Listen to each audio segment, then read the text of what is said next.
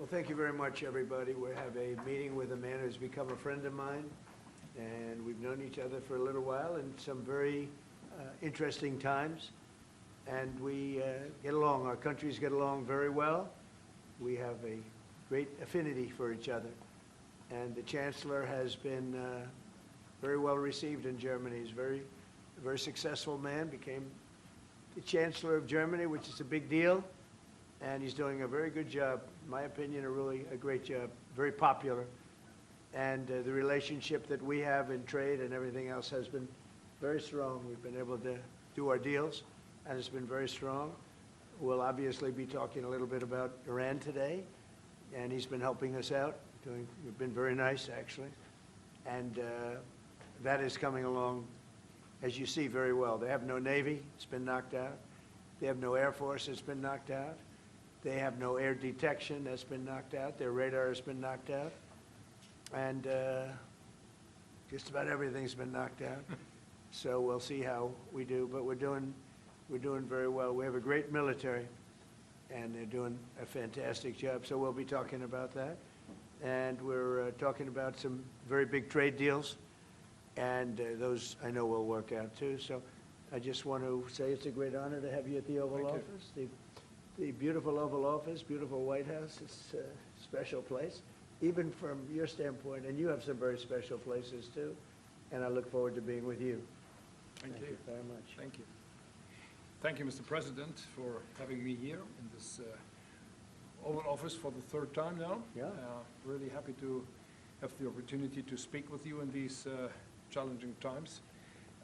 We are on the same page in terms of getting this terrible regime in Tehran away, and we will talk about the day after, what will happen then if they are out. We have to talk about our trade agreement, which I would like to be in place as soon as possible. And we have to talk about Ukraine. There are too many bad guys in this world, actually, and this is an issue we have to talk about because we all want to see this war coming to an end as soon as possible. But Ukraine has to preserve its territory and their security interests, and, well, we will talk about that. We will. Looking forward to that. Well, thank you for being here. Thank you That's some for your interesting. hospitality. Thank you for letting me spending the night in your guest house. That's It's right. a very, very Good. comfortable place. Hope you liked it, right? Absolutely. Yeah, great place. And a famous place. That's yeah. good. Very So famous. many former presidents. That's there. right. Yeah. Very famous place. Any questions, please? Mr. President, did Israel force your hand to launch these strikes against Iran? Did Netanyahu pull the United States into this war? No, I might have forced their hand. You see, we were having negotiations with these lunatics, and it was my opinion that they were going to attack first. They were going to attack. If we didn't do it, they were going to attack first. I felt strongly about that. And we have great negotiators, great people, people that do this very successfully and have done it all their lives very successful. And based on the way the negotiation was going, I think they were going to attack first. And I didn't want that to happen. So if anything, I might have forced Israel's hand. But Israel was ready, and we were ready, and we've had a very, very powerful impact because virtually everything they have has been knocked out now. Their missile count is going way down. Amazingly, they're hitting countries that were, you know, let's call them neutral, right? They lived together for a long time. I think they were surprised. I was surprised. I think and now those countries are all fighting against them and fighting strongly against them. Someday they'll write a story and they'll say why they did that, but they hit countries that had nothing to do with what's going on. They were sort of leaving everything alone. All of a sudden they had missiles shot in, which shows you the level of evil that we're dealing with. They'll hit people that were actually at least somewhat friendly, and they had no problems with it. Also hitting only civilian places, hotels and apartment buildings, and we're hitting them where it is much more appropriate. We're hitting them very hard. And the big scale hitting goes now. They no longer have air protection. They no longer have any detection facilities at all left. And So they're gonna be in for a lot of hurt. These are bad people. These are people that killed, I guess it's 35,000, it's coming out, 35,000 over the last 3 weeks. Protesters, 35,000 violently killed. So these are bad people, and the leader of the pack is gone. And as you know, 49 people were taken out in the first hit, and I guess there was another hit today on the new leadership, and it looks like that was pretty substantial also. So they're getting hit very hard, and we'll see what happens. A lot of people are coming forward. A lot of the people you would least suspect want to quit. They want to have immunity. They're asking for immunity, and probably at some point they'll be dropping, as you would say, laying down their guns. We'll see what happens. In the meantime, we're just continuing to go forward. Our military is the #1 in the world by far, and we are, everything's big in my book. Venezuela was big, this is big, the original hit, Midnight Hammer, was big, everything you view is big, but it's not considered very big by some standards, by some of our standards. We have a military like no other military that's ever been built. Yeah, please. Mr. President, what's the worst-case scenario that you have planned for in Iran? Well, I don't know if there's a worst case. We have them very much beaten militarily from the military standpoint. They're still lobbing some missiles. At some point, they won't even be able to do that because we're hitting all of their carriers. We're hitting all of their missile stock. You know, they built up all these missiles over the last few years. They had a lot of them. They've shot a lot of them, and we're knocking out a lot. I guess the worst case would be we do this, and then somebody takes over who's as bad as the previous person, right? That could happen. We don't want that to happen. That would probably be the worst. You go through this, and then in 5 years you realize you put somebody in who was no better. So we'd like to see somebody in there that's going to bring it back for the people. And we'll see what happens with the people. You know, they have their chance. And we've said, don't do it yet. If you're going to go out and protest, don't do it yet. It's very dangerous out there. A lot of bombs are being dropped. But I would say that would be about the worst. Do you have someone in mind right now? Because you said all the people you did have in mind have been taken out. What do you think? Well, most of the that's people we had in already? mind are dead. So, you know, we had some in mind from that group that is dead. And now we have another group, they may be dead also, based on reports. So I guess you have a third wave coming in. Pretty soon we're not going to know anybody. But we have, I mean, Venezuela was so incredible because we did the attack and we kept government totally intact. And we have Delcy, who's been very good. We have the whole chain of command, and they've been, you know, look, the relationship's been great. We've taken out 100 million barrels of oil already, and a big part of that goes to them, and a big part goes to us. And it's been great. We paid for the war many times over, and we're going to be running the oil. And Venezuela is going to make more money than they ever made, and that's great for the people. The relationship has been great. It's been seamless. Nobody's actually ever seen anything like it. If you look at Iraq, where very stupidly everybody was fired, the generals were fired, the military was fired, the police were fired, the fire departments were fired, and all of the government workers were fired. So after, you know, people would call, they had no idea. And by the way, ISIS was formed. That's where ISIS came from, all of the fired people. We don't believe in that. So we'll see what happens, but first we have to finish off the military. What do you think about Crown Prince Reza Pahlavi? Is he an option at all in your mind? I guess he is. Some people like him, and we haven't been thinking about too much about that. It would seem to me that somebody from within maybe would be more appropriate. I've said that. He looks like a very nice person, but it would seem to me that somebody that's there, that's currently popular, if there's such a person. But we have people like that. We have people that were more moderate. You know, these were radical lunatics, and you know what they get? They get nothing. All they do is kill people. Mr. President, what exactly was the imminent You've threat, asked, Mr. President? not your turn. What exactly Not your turn, please. Mr. President, you've been to take the heat off the Europeans to present to the Alpha politically cold on the allies What does that mean?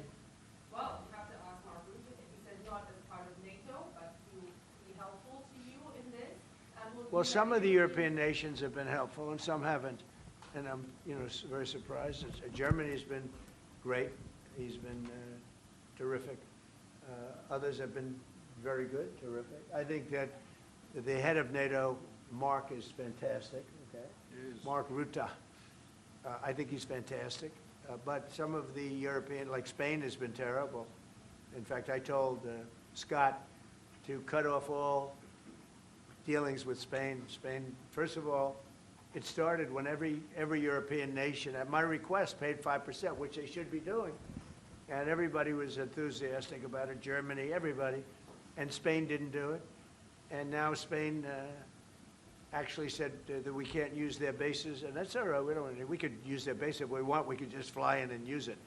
Nobody's going to tell us not to use it, but we don't have to. But they were unfriendly, and so I told him we don't want to. Spain has absolutely nothing that we need other than great people. They have great people, but they don't have great leadership. And as you know, they were the only country that in NATO would not agree to go up to 5%. I don't think they would have agreed to go up to anything. They wanted to keep it at 2%, and they don't pay the 2%. So we're going to cut off all trade with Spain. We don't want anything to do with Spain.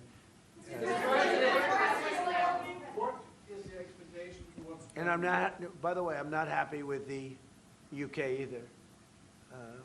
That island that you read about, the lease, okay, he made it, for whatever reason, he made a lease of the island. Somebody came and took it away from him.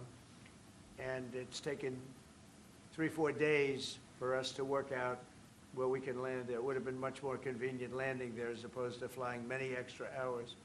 So we are very surprised. This is not Winston Churchill that we're dealing with. Mr. President, what's your expectations towards Germany? What can Germany do and what should Germany do to help you with this one? Well, I think they're doing it. I mean, they're letting us land in certain areas, and that's, we appreciate it, and they're just making it comfortable. We're not asking them to put boots on the ground or anything. I mean, we're just, they're a respected country. I have a very good relationship with the country. We have, in particular now, with this leader, with this new leader. I think he's an excellent leader. I had my differences with Angela. I said, you're hurting your country with immigration, and you're hurting your country with energy. And we have a man sitting on my right that is, I think, pretty much the opposite of her on energy and the opposite on immigration. And I think he's doing very well. Mr. President,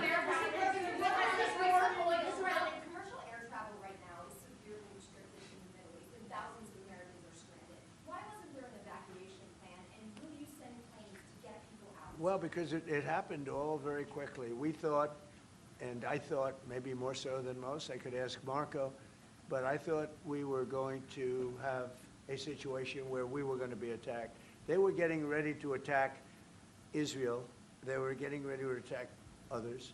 You're seeing that right now. And a lot of those missiles that are hitting in, those are stationary. Those were aimed there for a long period of time at these other countries. So I think I was right about that. We attacked first. And if we didn't, it could have been, look, we're really decimating them. They're being decimated. And if we didn't, and by the way, we have massive amounts of ammunition. We have the high end.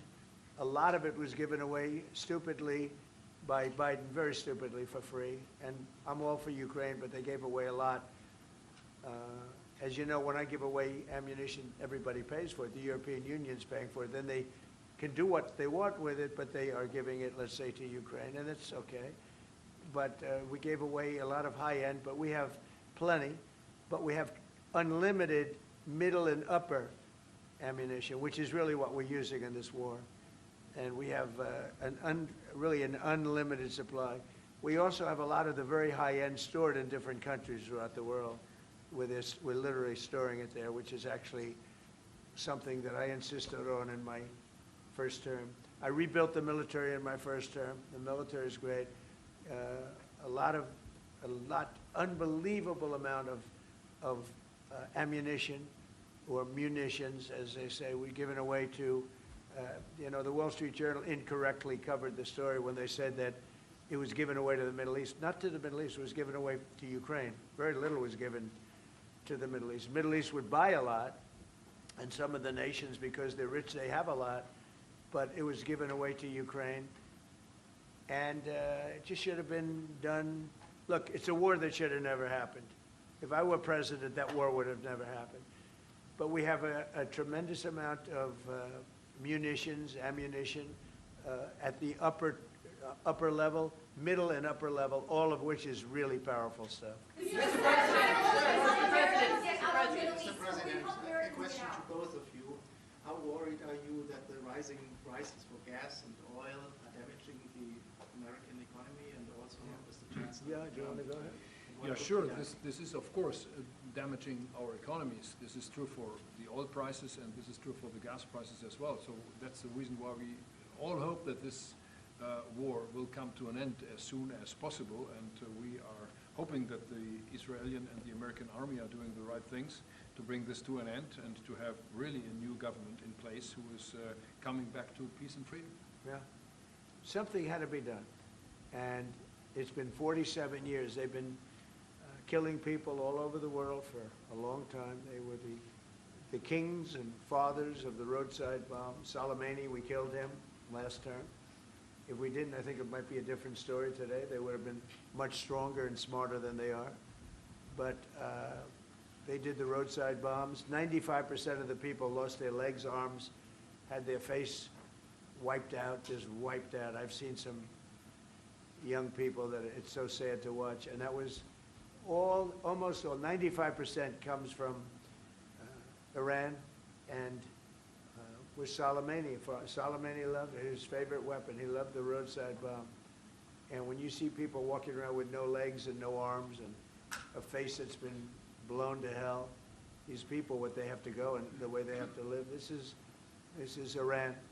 When you look at the barracks, the famous barracks, when you look at the hostages, when you look at a lot of hostages, when you look at all of the problems, they were really a purveyor of terror all over the world for many, many years.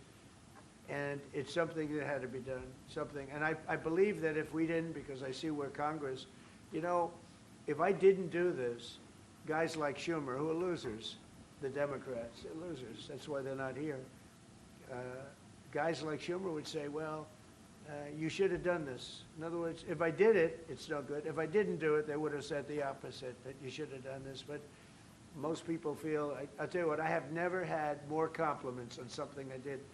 People felt it's something that had to be done. So if we have a little high oil prices for a little while, but as soon as this ends, those prices are going to drop, I believe, lower than even before. Mr. Mr. President, can you clarify on what exactly it is and in Go ahead, please. Mr.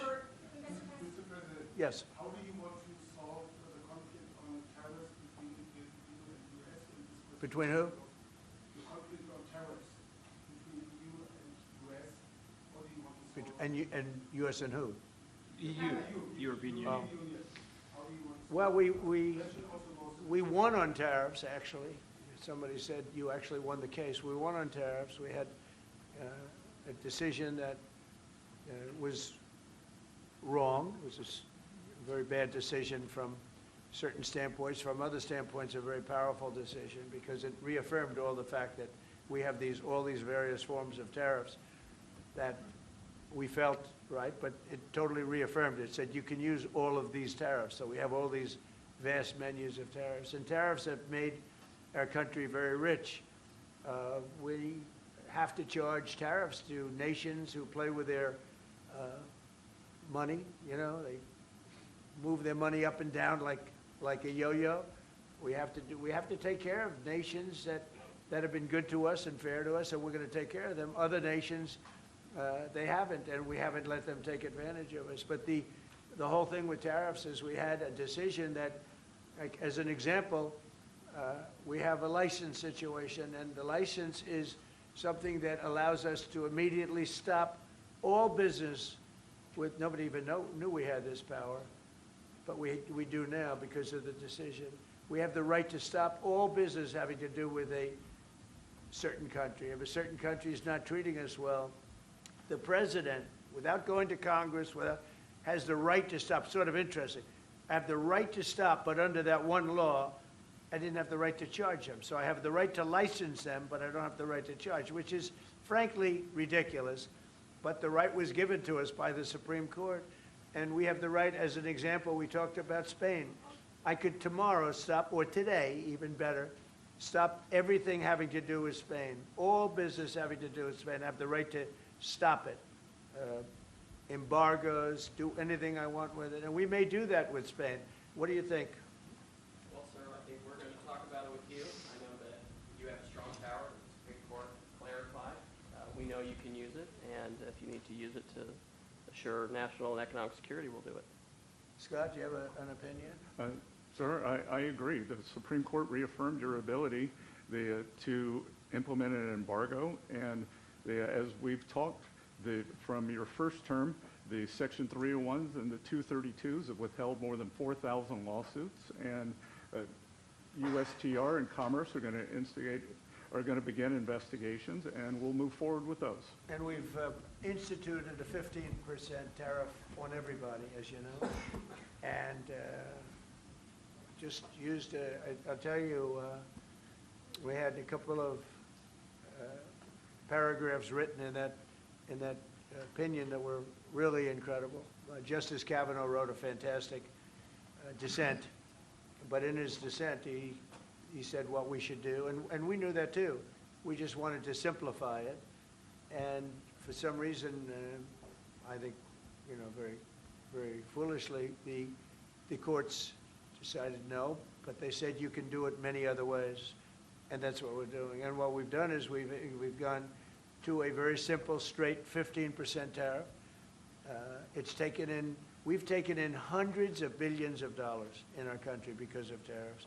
So we've taken in all of this money, hundreds of billions of dollars, and honestly, it's made us very rich as a country, right? So it's been doing good.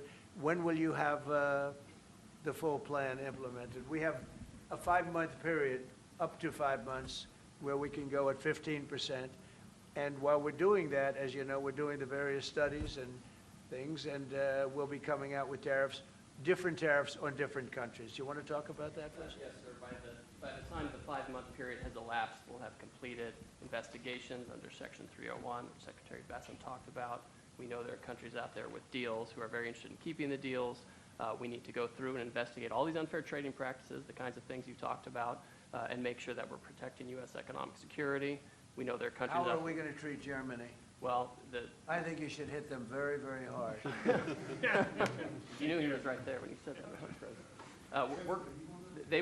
They have expressed an interest. Germany's been quite constructive in wanting to move forward and be helpful. The rest of you will talk to them as well, but obviously we'll... I will say every single country wants to make the deal they already have. In other words, a deal that we have using the other authority, they want to make the same deal. And we'd like to see, actually, we're going to adjust it somewhat upward, actually, but they all want to stay in the deal, and so we'll probably be able to do that pretty easily. Mr.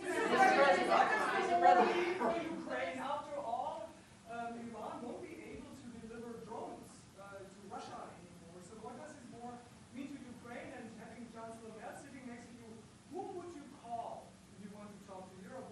And Chancellor Merz, you've just been in China. The president. Who are you? What country are you from? I'm from Germany. Okay, I thought so. I could see. So, Mr. Chancellor, you have been in China, and the president. She likes you. In China soon. I don't know. Will you be talking about China as well? We'll be talking about China, yeah. Sure. And what about Ukraine? I'll be going to China in a little while. Every time you meet, you talk about China. We respect China. I do. We both do, I think. But it's always a topic of conversation. We've had a very good relationship with China. We used to lose a tremendous amount of money with China, and that's no longer the case. We have a very, very good relationship with China, and we have a very good relationship with Germany. All right. Mr. President, Thank you, Mr. President. We've seen countries around the world, many of whom don't usually work together, working with the United States on Iran, whether it's Saudi Arabia working with the United States, Israel, Qatari shooting down Iranian aircraft, and we've also seen European countries step up. Why are we seeing, you know, such unity around the world against Iran? That's a great point. Look, they're just evil. They're, it's not the politics, it's their whole philosophy, it's their whole, where they come from. It's terrible. Where they killed 35,000, I thought it was 32, now it turns out it's much more than 35,000 people. And in some cases using machine guns with people that have no weapon. They have no weapon, and they're being machine gunned, they're being sniped from buildings, they're hitting the people with snipers right through the eyes. It's just a very evil ideology. And nobody's really seen anything like it. As I said, even the fact that they've attacked all of their neighbors, and the neighbors weren't attacking. They thought they'd maybe sit it out or what. They've hit Qatar, they've hit UAE, they've hit Saudi Arabia, they've hit Oman. They were helping us negotiate. They got hit. Everybody got hit because they're evil and they're bad. It's a bad seed. And somebody had to do it. And it should have been done sometime during a 47-year period because so much death has been caused by them, so much unbelievable death. From Germany, too. Germany's been hit. Everybody's been hit by them. It's an evil ideology. And I've never been, look, I've done a lot of good things. So many people are saying, thank you, thank you, thank you. You see it in the streets of Los Angeles. They have thousands of people. I saw it the other day. Pictures of Donald Trump. And I'm looking, I'm on the phone, probably talking to you. And I'm looking, and I see my picture, I say, oh no, it's another, protest. I see and then I started saying, boy, they were very friendly people. And then I saw a woman hugging the picture of me. I said, what's going on? And it turned out to be, these are Iranian people that live in the United States. So many. Thousands and thousands. You saw the rallies. And in New York, too, they had a big rally by pictures all over the place. The fact is that people are happy what we did. And you could never, and I've always said it, you could never have had true peace in the Middle East if Iran was allowed to go, even beyond the nuclear. If Iran was allowed to have look at all the missiles they built. A lot have been now taken out by us, and a lot have been expended. But they had thousands of missiles in a fairly short period of time. And I'll go, two things. The attack that we did, known as Midnight Hammer, had we not done that, Iran would have had a very powerful nuclear weapon within 1 month. We did it. It was great timing, but, and you've been able to see that too. The other thing was Barack Hussein Obama made maybe the worst deal I've ever seen because he gave all power in the Middle East to Iran. He went the exact opposite way. And I terminated that. If I didn't terminate that deal, they would be sitting with a massive nuclear weapon 3 years ago, which would have been used already on Israel at least, and other countries also. And we wouldn't be talking about it right now. But if I didn't terminate the deal that Obama made, giving them everything, including plane loads of cash. Do you remember the airplane flew over there? It was a Boeing 757. There was 2 of them, loaded. They took out all the seats. It was loaded with green cash. So much cash that it was in Virginia, Maryland, and Washington, D.C. They got all the cash from all the banks. They put it, and they flew it to Iran. I never knew a president had that power. I'm going to maybe try it sometime if it's okay. I think I'm going to do it. I'll fly it somewhere. Nobody's ever seen anything like it. 2 planes loaded from floor to ceiling, big planes, Boeing 757s, taken over there and given cash. In addition to that, he was giving them billions of dollars. But worse, he was giving them the right to have the path to a nuclear weapon. And that deal expired. A lot of people said, oh, you terminated it. Well, it was going to be terminated anyway because it expired. It gave them the right to have top-of-the-line nuclear weapon. If they had, because they're crazy, just like the people on my right during the State of the Union. I looked at them, I said, you're crazy? These people are crazy. And if they had a nuclear weapon, they would have used it. All right, how about 1 or 2 more? Mr. President. Go ahead, please. Chancellor Merz, you just heard that the president is thinking about punishing Spain. What are your thoughts spontaneously on Well, the answer on that is quite simple. We are trying to convince Spain to catch up with the 3% or 3.5%, which we agreed on in NATO. And as the President said, it's correct. Spain is the only one who is not willing to accept that.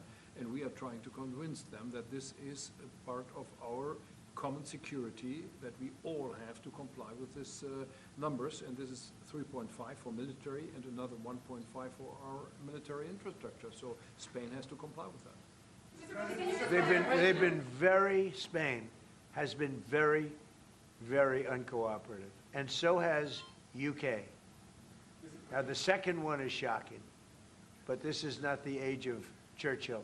I will say the UK has been very, very uncooperative with that stupid island that they have, that they gave away and took a 100-year lease, having to do with perhaps indigenous people claiming the island that never even saw the island before.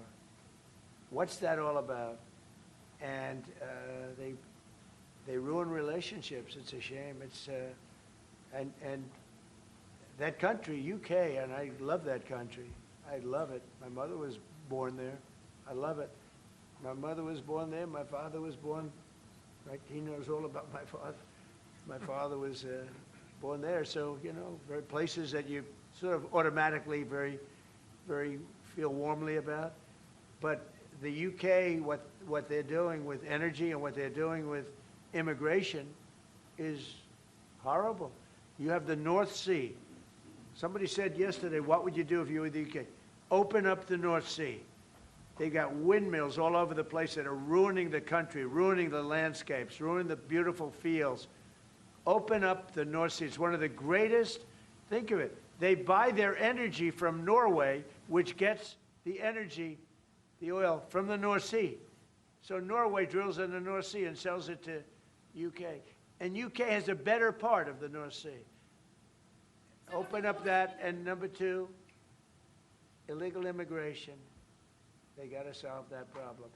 And I must say, that's not only UK, that's other parts of the European Union that have the same problem. Immigration and energy. The energy is through the roof, the highest in the world. And the immigration was, I mean, you know, look, you have places where in the UK, you have a terrible mayor of London, terrible, he's an incompetent guy. But you have Sharia courts. You don't have Sharia courts. You don't want Sharia courts. You have Sharia courts adjudicating law. So it's very simple. Immigration, very importantly, immigration and energy. And you bring it back. Otherwise, you're not going to bring it back. Okay. One more. Go ahead. I have a question for the Chancellor. Yes, please. To the Chancellor, Chancellor Merz. Yeah. You've called for unity and joint force in this moment against Iran. What does that look like to you? And then, Mr. President, where is getting a deal with Russia and Ukraine on your priority list right now? Okay, where you going? So we, as I said, in Germany the last 2 days, we are supporting the United States and Israel to get rid of this terrible terrorist regime.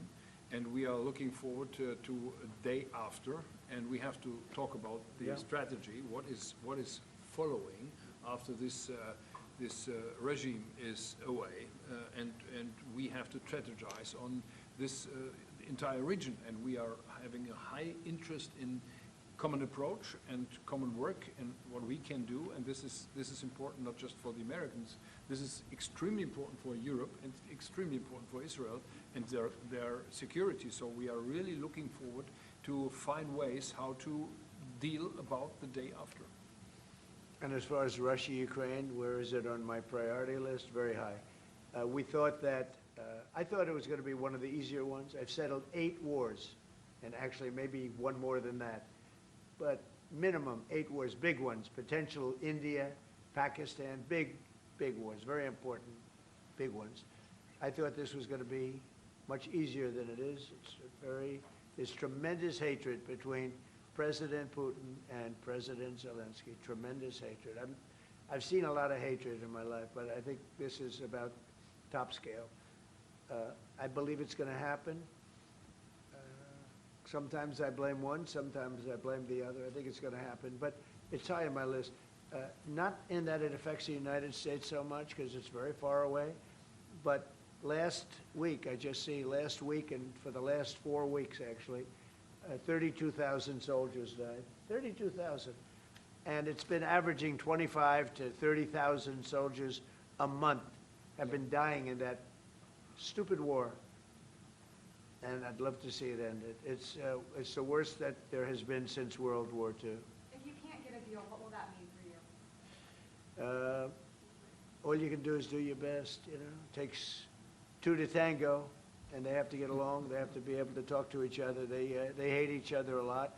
That has an impact, you know. It really has an impact. It's bad for both. The saddest is that if the election weren't rigged, my election, that war would have never taken place. And you know what else wouldn't have taken place? Allowing 25 million people to pour through an open border, that wouldn't have taken place. A lot of things would have been different. But we're doing very well, and I think a big factor in this world and future factor is what we're doing right now with Iran. If we don't stop them, or if we didn't stop them, or if we didn't start, they've been decimated. But if we didn't do what we're doing right now, you would have had a nuclear war, and they would have taken out many countries, because you know what? They're sick people. They're mentally ill, sick people. They're angry, they're crazy, they're sick. Thank you very much. Thank you very much, everyone. Thank you, President.